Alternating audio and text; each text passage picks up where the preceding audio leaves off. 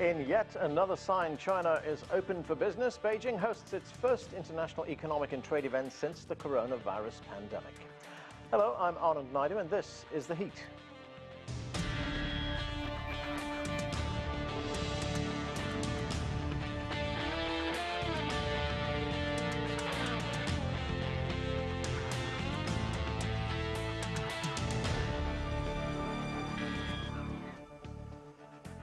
Six months after the World Health Organization declared COVID-19 a global pandemic, China's economy is showing signs of recovery.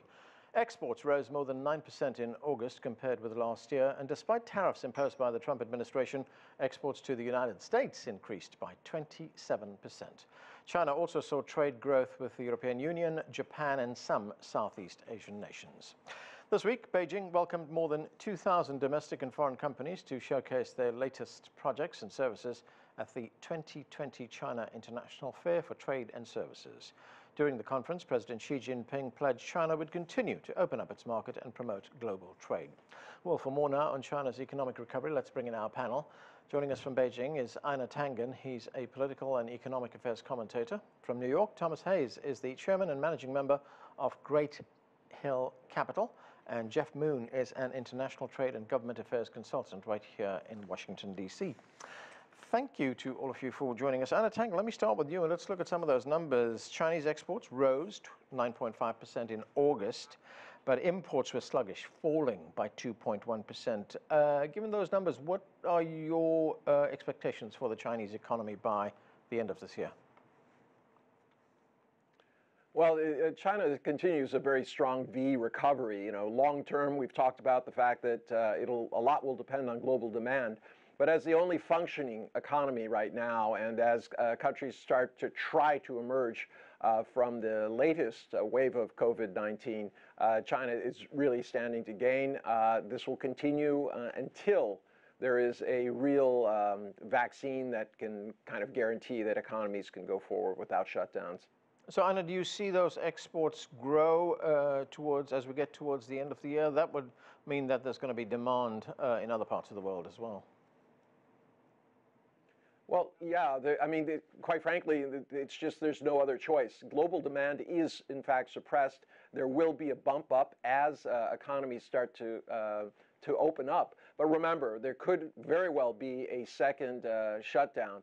But even in that kind of situation, there are things that countries need, absolutely essentials, whether it's from PPE to home exercise equipment, etc. And these will continue to be strong points for the Chinese economy because it is operating. Now, that assumes that China is able to avoid the worst of the second wave, which is expected come October, November.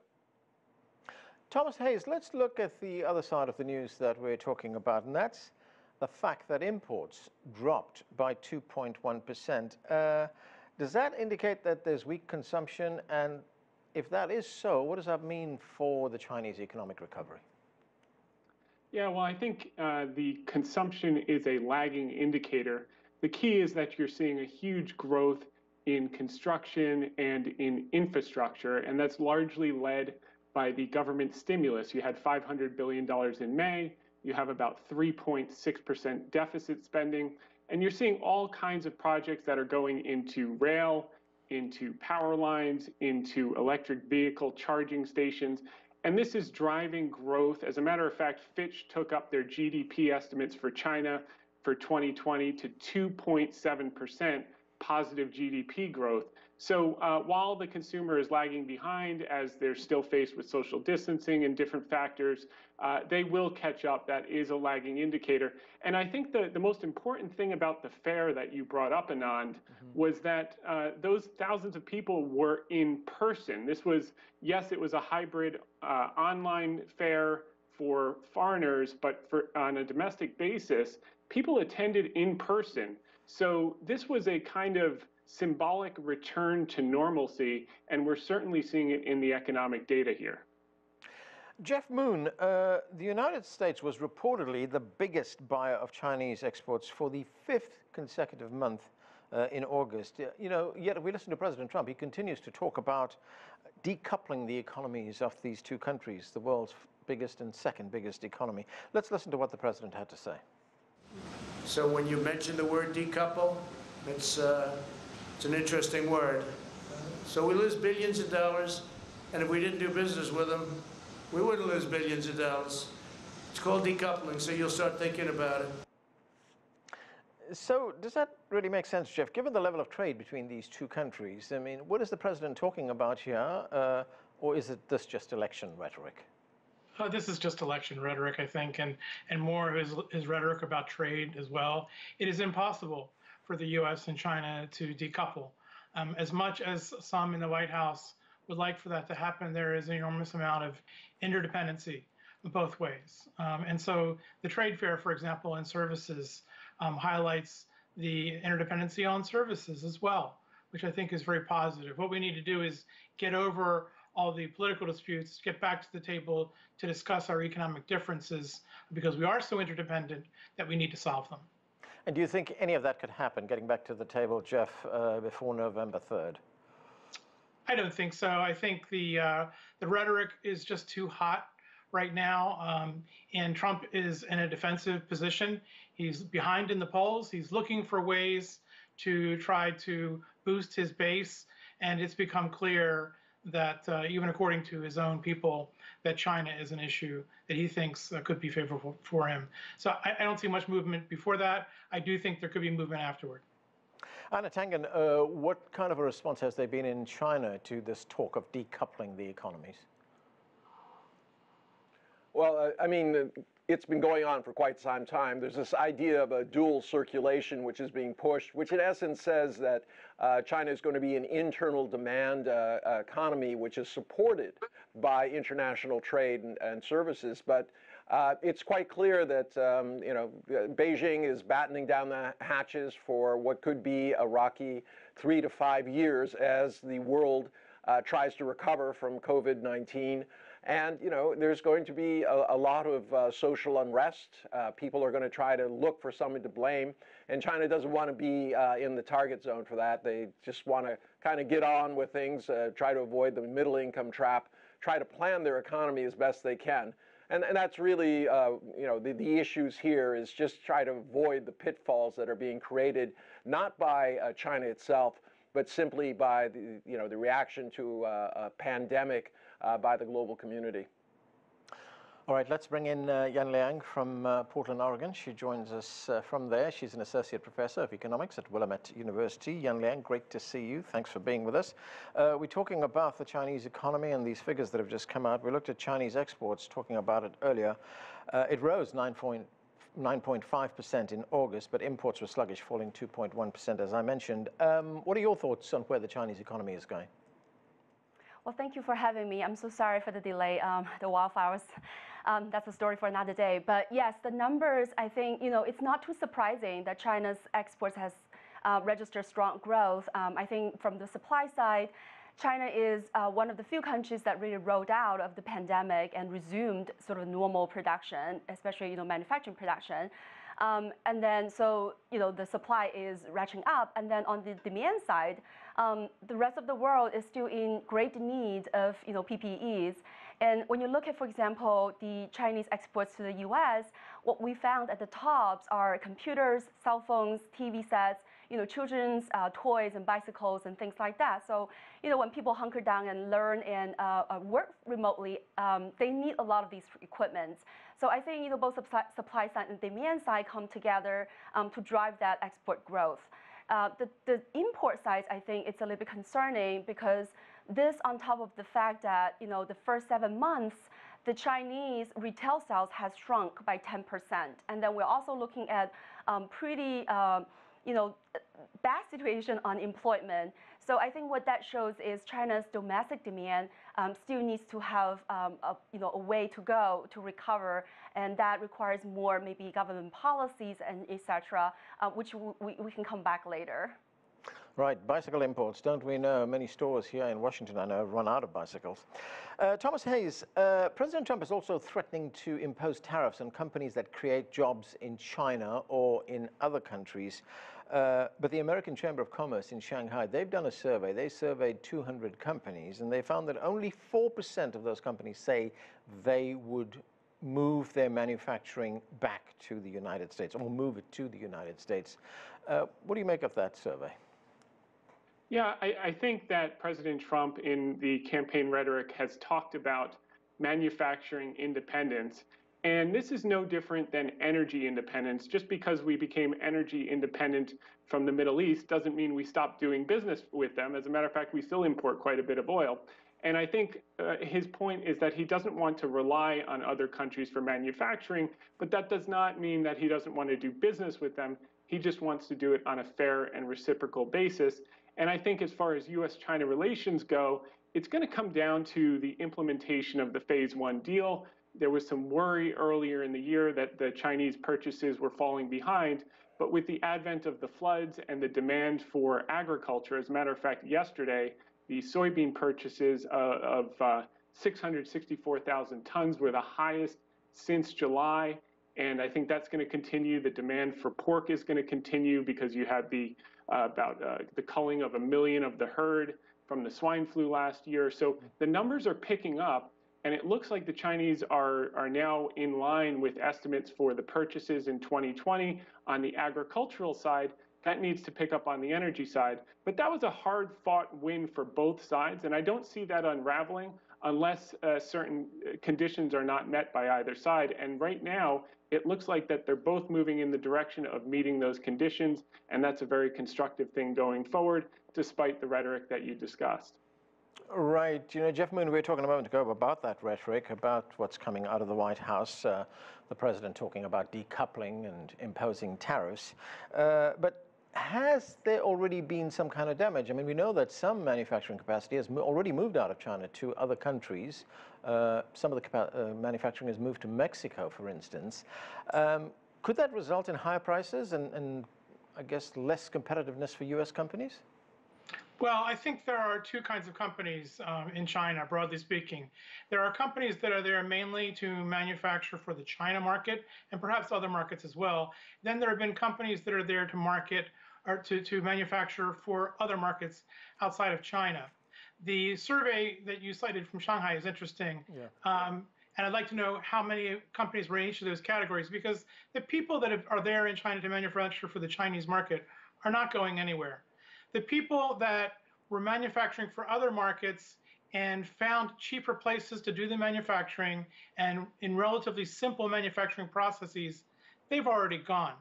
There are other companies that are there that have very complicated manufacturing processes that can't be moved very well. So it's not a uniform picture in terms of all the companies, and predicting pricing and competitiveness also really varies from product to product and company to company. Right. Yan Liang, there was an interesting piece in the Australian newspaper, the Sydney Morning Herald, which said, among other things, and I'm quoting here, if Trump's strategic rivalry overwhelms the economic rationale for the relationship, the damage to America's largest corporations will be severe. In fact, the writer of that article, Stephen Bartholomew's, says he believes that some of the damage has already been done, whether Trump is re-elected or not. What do you think? Yes, I think, that speaks really well to the reality where, all these decoupling rhetoric and the imposition of tariffs or calling companies back home, I think eventually really hurt the U.S. businesses. And, the survey that you talk about, AmCham, 58% of the respondents said that they worried about the U.S.-China relationships. And yes, they're not leaving because they adopt this in China, for China strategy. And yes, still 22% of them said they are, planning to delay some investments. And so I think this definitely hurts the company's bottom line. And then also when you think about, financial giants, right, they are in search of growth. They're looking for China's markets. We have JP Morgan, Morgan Stanley, Vanguard, American Express.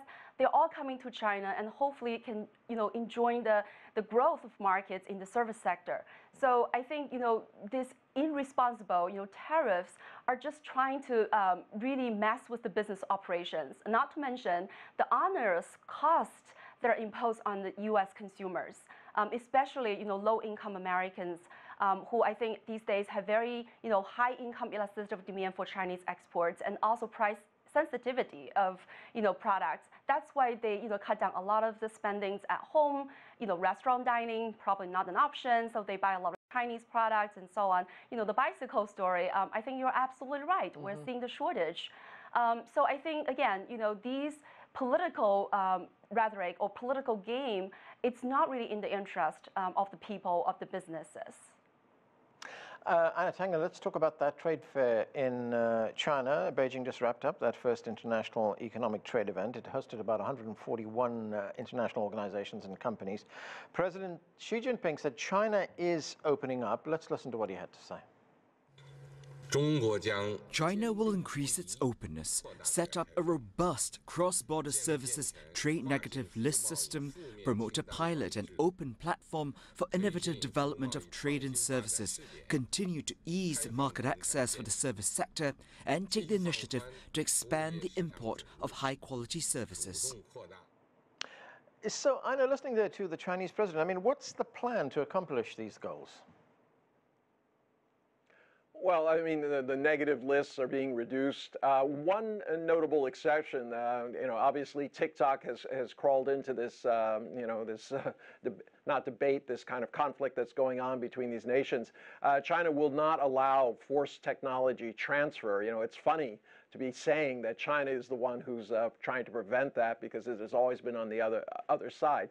In terms of imports, especially of trade services, China is very anxious to make sure that its economy is working as efficiently as possible. And that's what we're really talking about here. I mean, when you can't, the market works on price, all right, and value. And right now, you can say what you want about all of these different factors, where you're producing for and from. But in the end, if you're the most efficient producer, which is in terms of your production costs and your sales price, you're going to be the winner. And this idea that somehow you can separate the economies, I would agree with your question, was can the U.S. remain competitive with this kind of strategy? So at this point, China is moving forward with its desire to be more self-reliant, just because of these kind of frictions that are happening on the geopolitical stage. But keep in mind, at the end of the day, when you start putting in the idea of the amounts that are involved in U.S. companies in China, that's $500 billion a year. So when you add that up, China is about $10 billion a year in terms of sales of Chinese companies based in the U.S. In essence, the U.S. has a surplus with China of $150 billion. If that is erased, you can expect to see very dire consequences across the U.S. For the economy. And something else that you mentioned earlier on, and that was the time horizon that you gave us. You said, China's battening down the hatches for the next 3 to 5 years, as the rest of the world tries to recover as well. So is that what China's looking at? It won't be sort of 3 to 5 years before we see any resemblance of what we could call normalcy? Well, that's my own personal point of view. I don't know what kind of time horizon. I know that there's a 5-year plan that's coming up in October, and it's quite clear that the dual circulation economy, this idea of putting domestic ahead of international trade as in terms of reliance, is going to be one of the main factors that they're discussing. So I'm assuming that they think that this is going to be a fairly long-term situation in terms of the next 5 years. I mean, not long-term, but at least intermediate term, 5 years.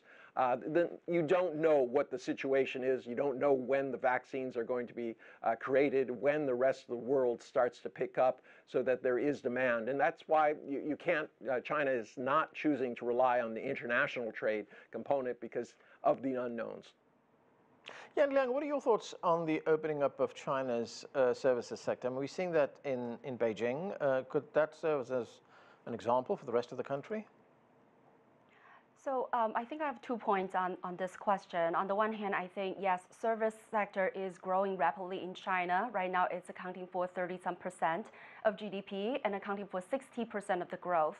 So I think opening up for service, on the one hand, is really to boost the competitiveness, because there is a productivity gap in the service sector that China can amend by learning from abroad, by importing the services. And then I also think that this is a great venue for China to be able to contribute to the global economy by importing more. not commodities, products, but services. That I want to just make a quick note here, which is the U.S. has been turning against China, for example, for students, right? They have banned recently 1,000 students' visas, and the students that are coming here for the education, 600,000 of them, they're contributing significantly, right, to the U.S.'s exports of services to China. So I think this whole decoupling is really the U.S. is shooting on its own feet. Then going back to what I think your previous speaker was talking about, I think the dual circulation, it's not just a temporary sort of strategy to sort of counterbalance or countervail the U.S.'s strategy or the pandemic. I think from very early on, back in 2013, China has adopted the strategy to rely more on domestic consumption growth instead of international markets, and also trying to develop its own technology instead of depend on foreign technology. So I think this is in a way a continuity of its strategic sort of shift to build more domestic demand and domestic technological reliance. Jeff Moon, a criticism that we've heard very often here in the United States, and we've talked about this before, is that China doesn't really offer a level playing field for companies wishing to do business there. Is that changing? Well, specifically in the services area, this is actually very interesting because from the American perspective, services is the silver lining in a dark and cloudy trade picture. In 2018, for example, the overall trade deficit in goods and services was something like $380 billion. But within that number, the U.S. ran a trade surplus in services of $40 billion. So American services have been welcomed in the China market, but more needs to be done. It's good that there is a trade fair and that China's leadership is saying they want to open up the market. I would say, rather than talk about it, just do it. Just allow digital services to come through the Great Firewall, allow cloud computing by Americans in China, allow legal services, express delivery, theatrical films. I could go on and on. This is well documented. So there is a positive story with regard to services. China is saying that it wants to consume more services. And one positive story that could come out of the trade war and be of benefit to both sides would be more true opening of services. Thomas Hayes, we talk about what. How does that? Go ahead, Einar. How does that happen when the U.S. is imposing all of these sanctions on everyone from officials to students, tariffs, unilateral moves, attacks against international things? I mean, you can't say that it's China should open the door while others are closing the door in China's face. It has to be a reciprocal policy. So, there's got to be some balance here. You can't just say it's a one-way situation where China's at fault.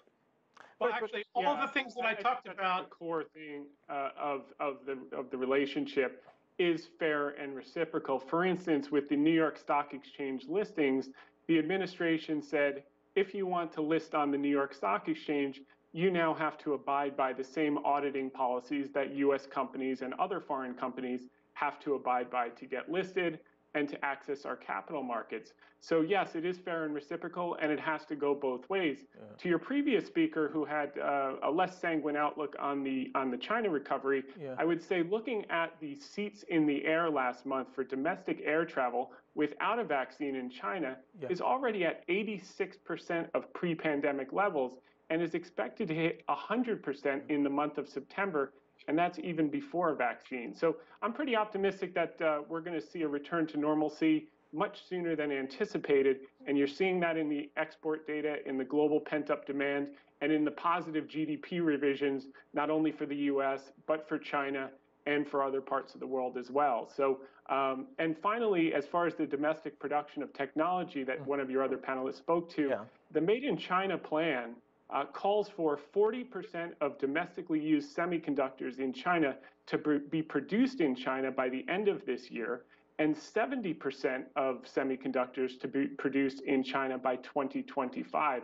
So while President Trump talks about 10 million manufacturing jobs coming back from China, the Chinese government also talks about creating 9 million jobs by the end of this year domestically so that they can keep the unemployment rate at 6%. So I think both sides have the goals of not having to rely on one another, but at the same time still doing tremendous amounts of business together in a win-win relationship.